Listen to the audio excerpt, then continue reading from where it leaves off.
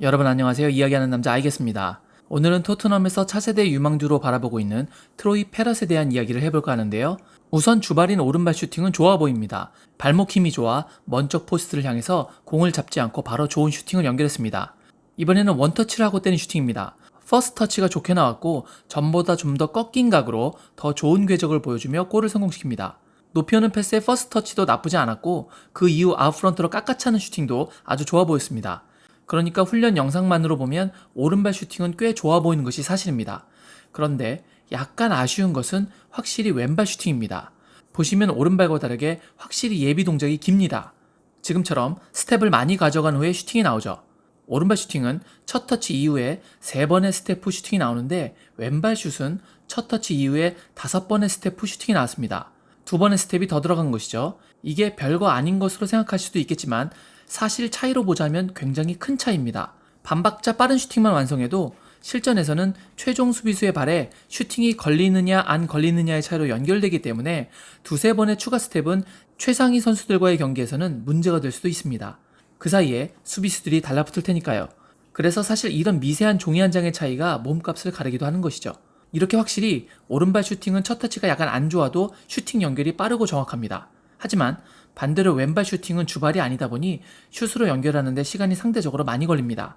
게다가 첫 터치가 멀리 빠져나가다 보니 돌아서야 하는 회전 반경이 커졌고 주발이 아니다 보니 발목 힘이 부족해 모든 슈팅을 먼 쪽 포스트로 꺾어찼던 오른발과 달리 상대적으로 골 성공률이 낮은 가까운 쪽 포스트로 공이 향했죠. 그러니까 이번에 공개된 슛 훈련 영상에서의 페럿은 오른발은 상당히 좋은 슈팅력을 가진 것으로 보이지만 왼발 슈팅은 더 가다듬어야 할 것으로 보였습니다. 물론 분명 말씀드리지만 이 선수는 지금 18세의 나이로 아직 성장하고 있는 선수입니다. 현재는 완성형이 아니니 더 성장할 수 있다는 점을 다시 한번 전해드리고 싶네요.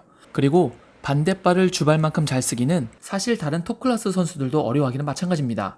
그러니 왼발이 오른발보다 떨어진다는 것이 이 선수의 굉장히 큰 문제라는 것은 아니고 상대적으로 아직은 아쉬운 점이었다는 것입니다. 왼발과 오른발의 차이가 거의 없는 선수를 찾기는 유럽에서 쉬운 일이 아니죠. 지난 시즌 득점 2위를 한 오바메양이나 3위를 한 잉스, 그리고 토트넘의 해리 케인도 대부분 자신의 주발로 득점을 했습니다. 그래도 양발 능력의 장점을 무시할 수 없는 것이 이처럼 두 발을 골고루 사용해 골을 넣었던 제이미 바디가 득점왕을 차지했다는 이유겠죠. 그래서 양발 능력이 뛰어난 손흥민 선수가 더 대단한 이유라고도 생각됩니다. 다시 페럿 이야기로 돌아가 보겠습니다. 현재 페럿은 미럴 FC에 임대를 가 있는 상황입니다. 오늘 소개해드린 훈련 영상도 미럴에서 공개한 영상이었습니다. 토트넘 유스 출신인 해리 케인도 주전으로 자리 잡기 전에 미럴에 1년간 임대를 다녀온 적이 있었죠. 그래서 페럿도 이 미럴러의 임대를 해리 케인의 전철을 밟아나가고 있다며 만족했다고 합니다.